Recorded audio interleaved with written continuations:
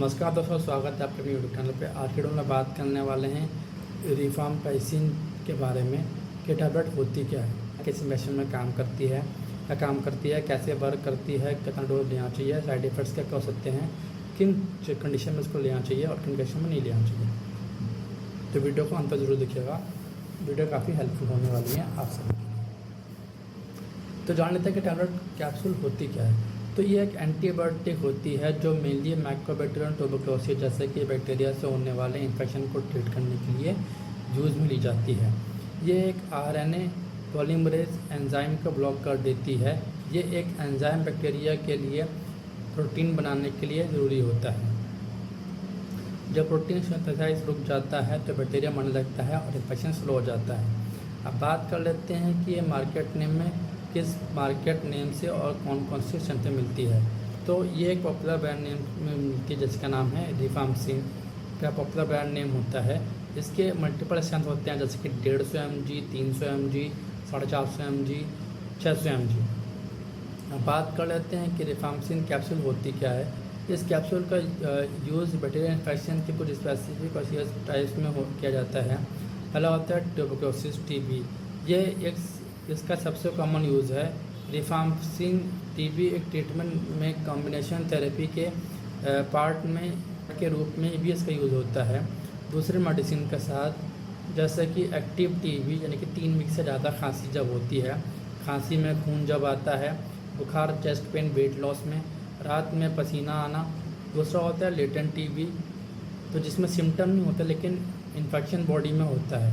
तो TB confirm होने के बाद ही डॉक्टर ये टैबलेट प्रिस्क्राइब करते हैं। दूसरा होता है लेप्रोसी यानी कि कुष्ठ रोग। तो हैंड्स या फीट में सेंसेशन लॉस होना, रेड या वाइट पैचेस बनना, वीकनेस में, तो ये टैबलेट भी दूसरी ड्रग के साथ में यूज़ होती है। तीसरा होता है ऑस्टियोमाइलाइटिस यानी कि हड्डी का इन्फेक्शन।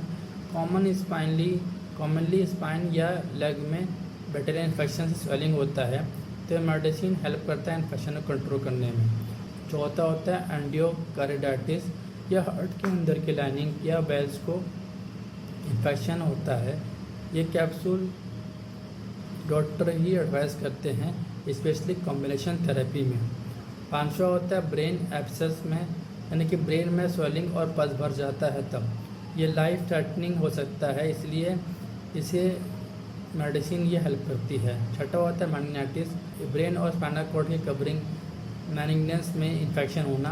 तो रिफाम्पाइसिन इस कंडीशन को ट्रीट करने में भी इफ़ेक्टिव होती है। डॉक्टर अपने एक्सपीरियंस और केस के अकॉर्डिंग ही आपको ये टैबलेट दे सकते हैं और कंडीशन भी रिकमेंड कर सकते हैं। अब बात कर लेते हैं इसके डोज़ के बारे में कि डोज़ कैसे लेना चाहिए। तो जनरली कैप्सूल की डोज़ आपके कंडीशन पर डिपेंड करती है।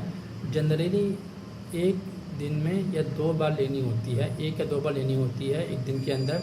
खाना खाने से पहले लेना होता है, रिकमेंडेड है, क्योंकि एम्प्टी स्टमक से ही आपको बेटर एब्जॉर्प्शन हो सकता है। बात कर लेते हैं वेट बेस्ड डोसेस के step, specially for TB patients के लिए।